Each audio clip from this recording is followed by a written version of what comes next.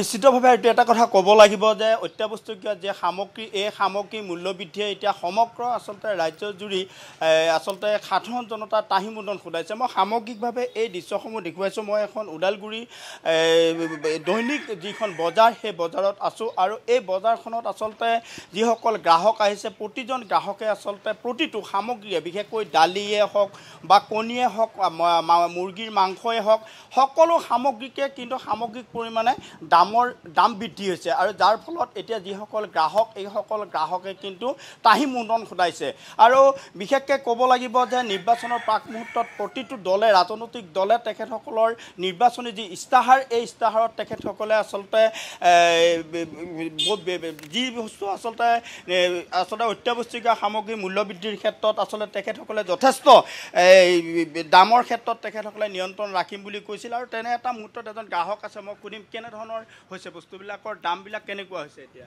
হয়, মানে ব্ৰইলাৰ বা মাছ মাংস বা কণী এইবিলাকৰ দাম বাঢ়িছে। আগতকৈ 10-20 টকাকৈ বাঢ়ি গৈছে প্ৰতি কেজি প্ৰতি পিচ।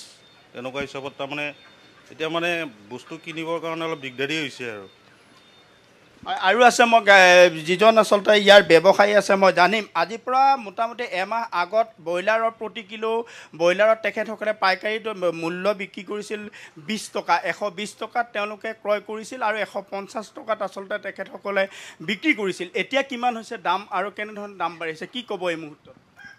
আগততো আমি 120 টকাকৈ আনিছিলোঁ, 139 টকা 50 টকা এনেকৈ বিক্ৰী কৰিছিলোঁ। বৰ্তমান এতিয়া আমি 139 টকা কিনি আনিব লাগে, 180 টকা বিক্ৰী কৰিব লাগে। দামটো বাদ কেনেকুৱা অসুবিধা গ্ৰাহকসকলক কেনেধৰণে বুজায়? এতিয়া গ্ৰাহকৰো এতিয়া বুজোৱা টানে, তাৰমানে বুজাব নোৱাৰোঁ। কিছুমান মানুহ বুজি নাপায়, কিছুমান আকৌ ধৰক নিজৰ বুলি অলপ বুজি পায়। সেইমতে এতিয়া বুজোৱা টানেই হৈছে গ্ৰাহকক। এতিয়া আমাৰ বহুত কষ্ট হৈ আছে, তাৰমানে এতিয়া গ্ৰাহকক বিশেষকৈ আমি বুজাব পৰা নাই। আৰু বিক্ৰীৰ পৰিমাণ কমিছে নেকি? বিক্ৰীৰ পৰিমাণ কমিছে আগতকৈ। আগে কিমান বিক্ৰী কৰিছিল আপোনাৰ এইটো? আগত ধৰক আমি 50 কেজি বিক্ৰী কৰিছিলোঁ, এতিয়া ধৰক এই আধা হৈছে আৰু 20 কেজি 25 কেজি এতিয়া বিক্ৰী কৰিব লাগে। যোনে আগত ধৰক আধা কেজি মাংস খাইছিল তেওঁ এতিয়া 1 পোৱা মাংস খাই আছে, সেনেকুৱা আৰু।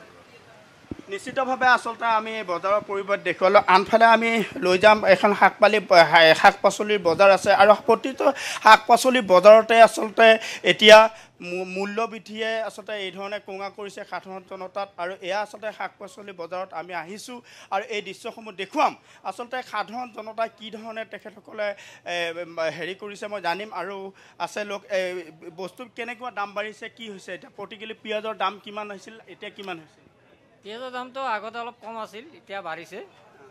মোটামুটি এতিয়া ধৰক 35 টকা 40 টকা এনেকুৱা খুচুৰা বিক্ৰী, পাইকাৰী এই 27, 28, 29 এনেকুৱা আৰু। কিমান দিন হৈছে দাম বাঢ়া? এই 15 দিন এসপ্তাহ এনেকুৱা হ'ল। প্ৰতি কিলোত কিমান বাঢ়িছে? এনেই পাইকাৰী ৰেটত মোটামুটি ধৰক 6 টকা 7 টকা এনেকৈ বাঢ়িছে। আৰু ৰিটেইল চেলত কিমান বাঢ়িলে? ৰিটেইল চেলত মোটামুটি ধৰক 5 টকা কেজিত আমি লাভ কৰি বিক্ৰী কৰি আছোঁ। 11 টকাকৈ প্ৰতি কিলোত বাঢ়িছে। নিশ্চিতভাৱে আচলতে শুনিলে এয়া প্ৰতিটো সামগ্ৰীয়ে এই ধৰণে বিক্ৰী কৰিবলগীয়া হৈছে আৰু গৃহিণীসকল আৰু সামগ্ৰিকভাৱে আচলতে